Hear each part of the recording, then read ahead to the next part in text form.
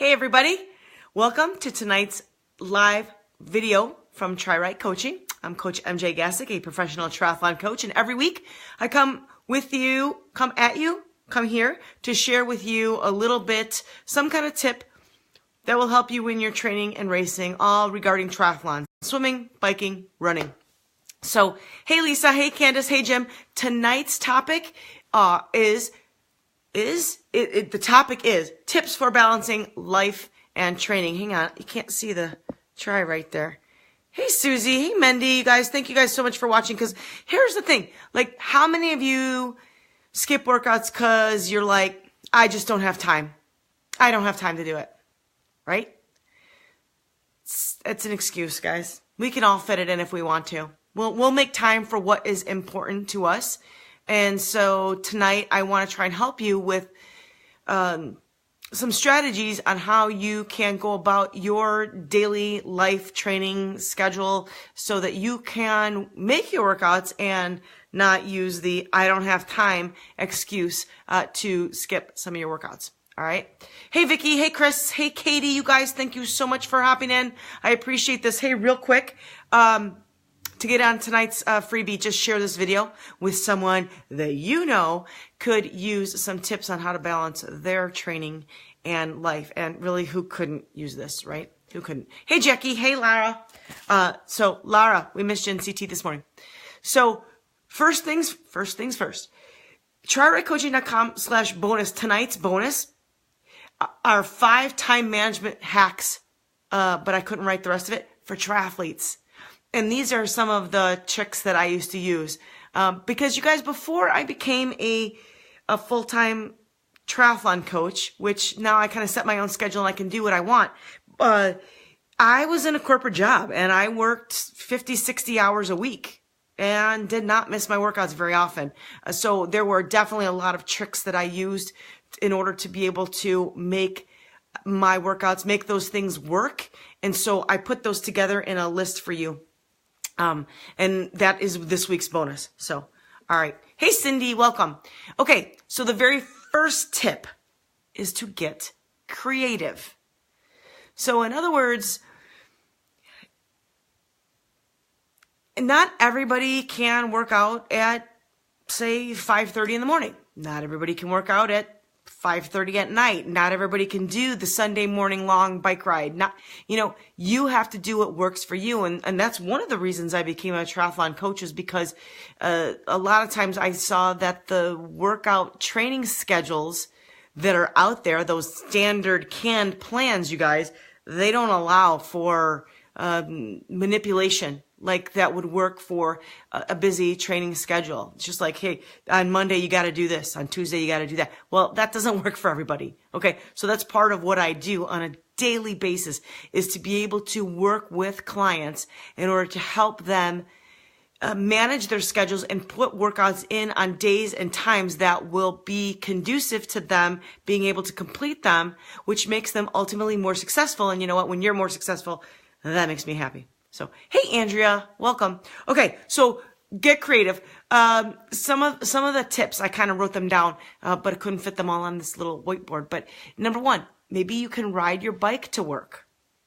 I don't know. Some of my clients can, some of my clients can't.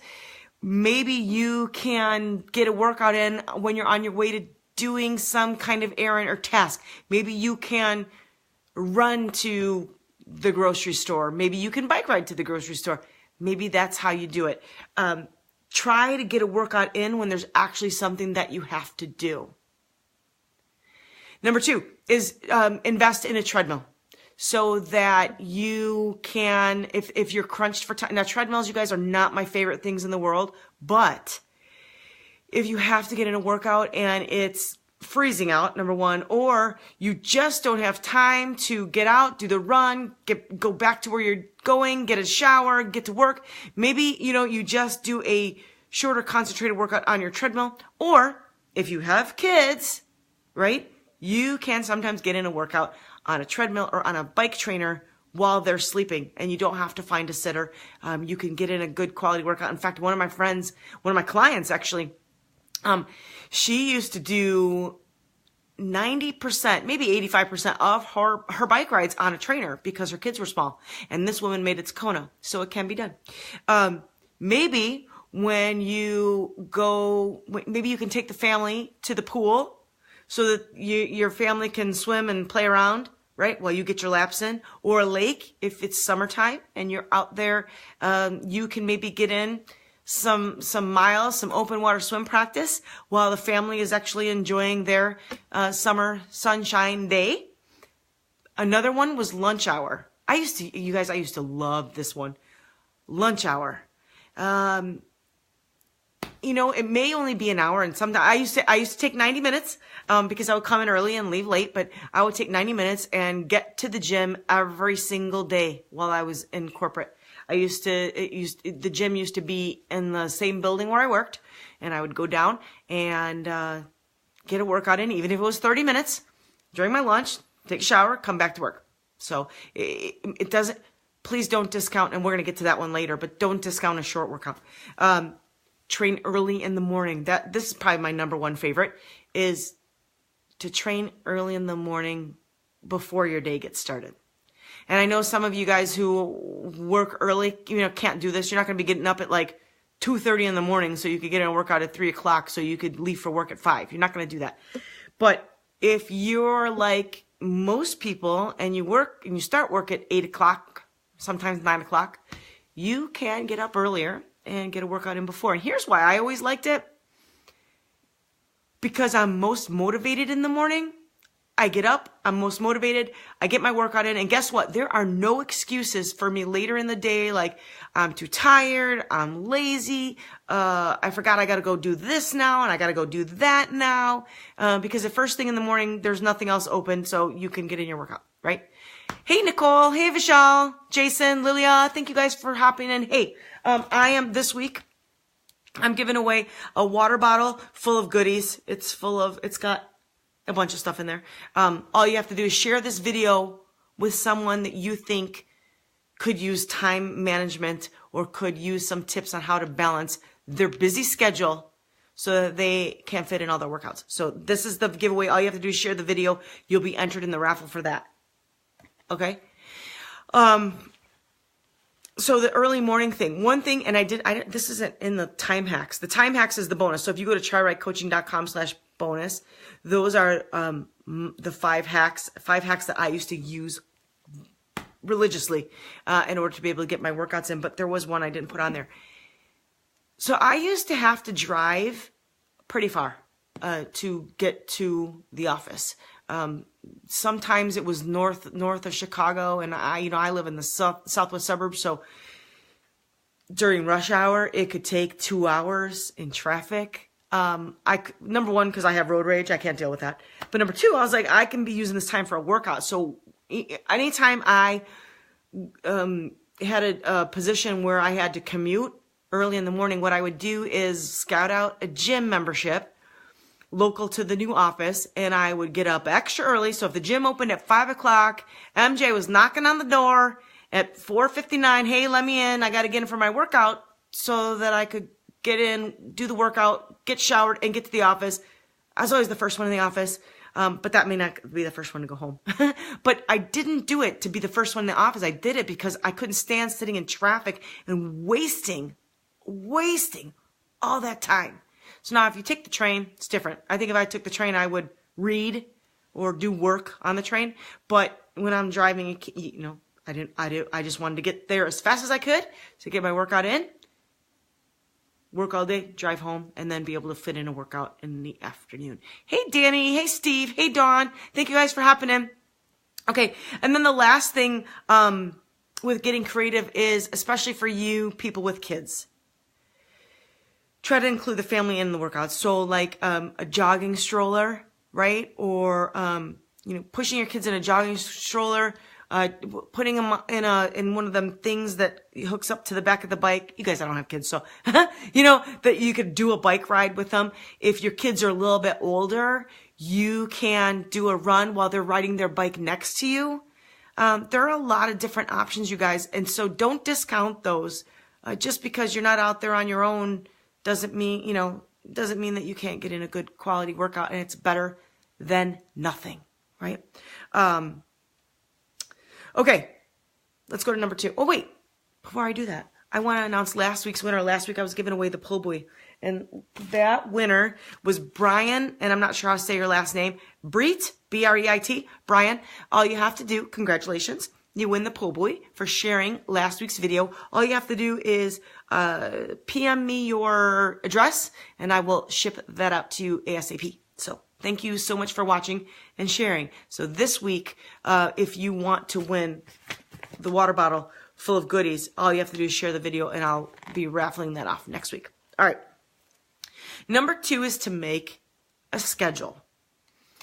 And I don't care if your schedule, you guys, is online, if it's on paper, if it's, you get a nice little calendar, a journal. I like to raffle off journals because I like them, but it doesn't even have to be that. You could just take a blank old piece of scratch paper, right? Monday, Tuesday, Wednesday, all the way, and then write in what you're going to do. Studies show that if you write that stuff down and you actually plan your days out in advance, you are more likely to stick to it. Hey, Carolyn. So, if you have a busy day on Wednesday and you have to get in this run, if you sit down and take a little bit of time to schedule that out in advance and figure out, can you do it before work?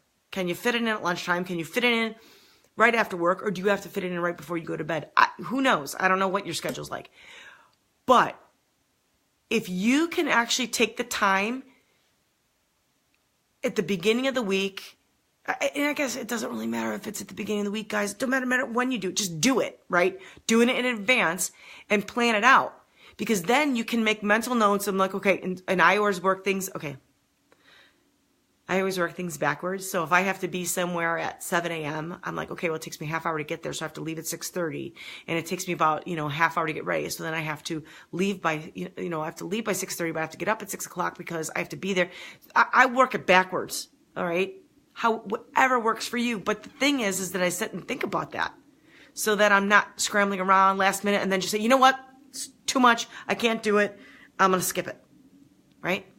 So make a schedule.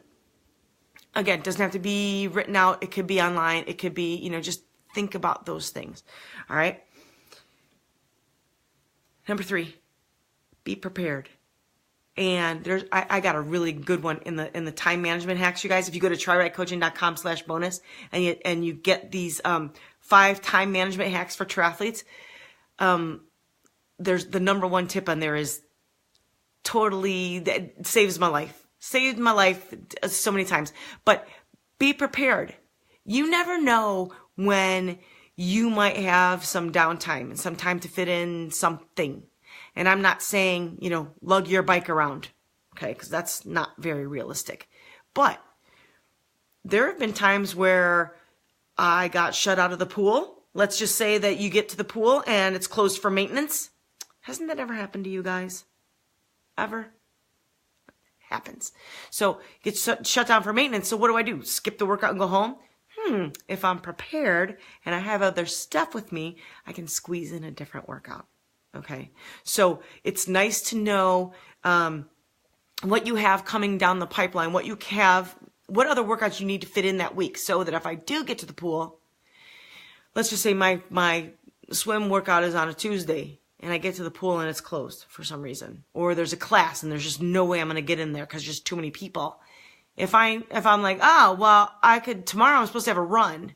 So maybe if I can get that run in today and then flip that swim till tomorrow, now I'm not skipping the workout. I'm going to get both of them in. So just real quick, guys, has anybody else ever had that happen? You get to the pool, you're all ready for a workout, and you get there and the pool's closed? I don't see any comments. This keeps happening, you guys, and I don't know. I just downloaded the new update for Apple OS, whatever version they're on. And I'm struggling.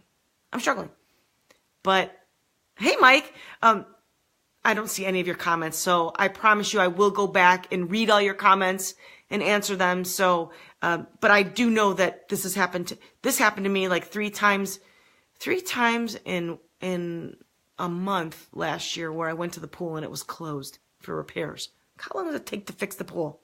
Close my pool for a month. Anyway, okay, so that's number 3. Number 4 is to be consistent. You will not have success in any training plan you do unless you are consistent. You can write that down. You will not see success. At least, okay, and I guess success can be defined by a variety of different things, but you will see your best success when you are consistent. So make sure that you continue on with your workouts, that you don't skip them, that you plan them out, right? Even if you don't have time for a complete workout, get in part of it. And one of the things that I teach with, now I do a lot of swim instruction. And one thing that I tell people, especially when you're a newer swimmer, you don't have to be in there for an hour. You don't have to get in, 1,800 yards, 2,000 yards, whatever you think that you should be able to get in an hour to be effective. Absolutely not. What works, especially when you're newer and you're learning techniques and you're learning how to perfect the stroke, you are better off doing shorter workouts, more frequent workouts. Okay. So MJ, really, I got to go to the pool and just do 20 minutes in the pool. Yes, that is what you do. And so if you only have 20 minutes, don't be like, well, I only have 20 minutes now, so I'm just going to write this workout off. Absolutely. You can do that in a run. You can do it in a bike. You can do it in a swim. You can do it in a strength training workout. You can get value if you just do a shorter workout. You have to change a little bit, but you can get some value on it. All right. And then the last thing is to focus on quality. And this kind of ties into the consistency. Especially when we get older or we're training for longer events, your endurance events, your half Ironmans, your half marathons, your Ironmans, your marathons. More is not always better. In fact, it's actually worse. You don't want to be, working out 2 and 3 and 4 times a day just to I got to get that those miles in. I got to get that swim in. I got to get this bike ride in. Oh, I just need to get, it's not about the miles or the yards always. It's about the quality. What's the quality of the work that you're doing? I can show you someone who runs 6 days a week, and I can show you someone who runs 3 days a week, and the 3-day-a-week runner is going to be better because the workouts are more focused. Everybody has a goal. Everybody has, what's a pace that's comfortable for them. So you've got to work around what works for you. What is your goal? And sometimes you may need to step it back. In fact, you guys, the reason why I know this to be true is I did it.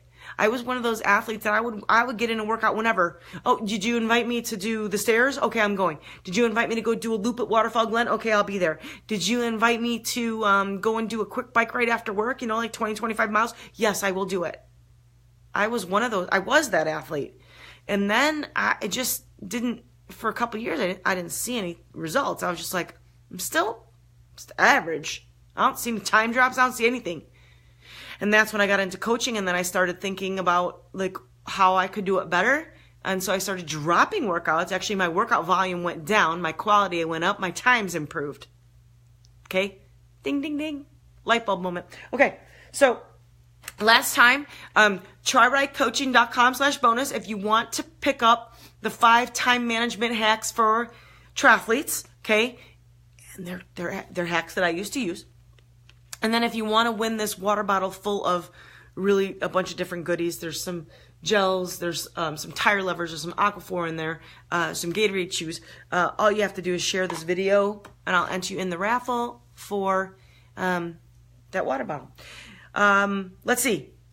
Next week's topic is how to structure your training plan. So not everybody can afford a coach. Not everybody's going to be able to buy a plan online. Or if you do get one of them generic plans online, I can guarantee at some point for you, it's not going to fit into your schedule. So next week's topic is going to be how to structure your plan so it fits within your schedule to set yourself up for success. You could get a plan, you guys, and if it doesn't fit in your schedule, you're not going to follow it. And guess what? It's not going to work for you, and you're going to be upset. So what I want to help you with is how to get a plan or take your plan, structure it, change it, right, to make it fit you so that you can set yourself up for success. And then If you are a newer triathlete, and you don't have a plan and you're kind of looking, you're starting to do your first triathlon, maybe it's your second, third, but you're really looking to improve, I have a online course that's going to be starting in just a couple weeks here, Triology 101. I should have wrote that down. Triology 101, and it is a beginner training class, and it has every workout that you're going to do for every day, includes weekly live videos with me, question and answers, and some customized tips and formulas for you to complete your first triathlon or to improve on a sprint. I would say it's good for sprint or Olympic triathlon. If you're doing half or an Ironman, this program is not for you. It's not comprehensive enough for that. But if you're interested in that, stay tuned, because we're going to start that program in the next 2 weeks for those people getting ready to do races, say mid-June. So like the Naperville Women's Triathlon. Okay, or something in the end of June, you could make that work. So if you're doing a race anytime in the month of June, that plan could work for you. So last time, TriRightCoaching.com/bonus for the 5 time management hacks for triathletes. And then if you want to win the water bottle full of goodies, just share the video with someone, share it on your timeline, share it in a group with someone you think could use some tips on how to balance their life with training, right? How many times have you made plans with a workout partner who then is like, you know what, I can't fit it in, I don't have time for that. Maybe you should share this video with them. All right, you guys, thank you so much for watching. As always, I appreciate you spending a little bit of your Sunday night with me. And then remember that next week, we're going to talk about how to structure your training plan to set yourself up for success. Okay? So hopefully I will see you back here next Sunday at 7 p.m. Central Time. Remember, we're on daylight savings time now. Pretty soon it's going to be light out when I do this video.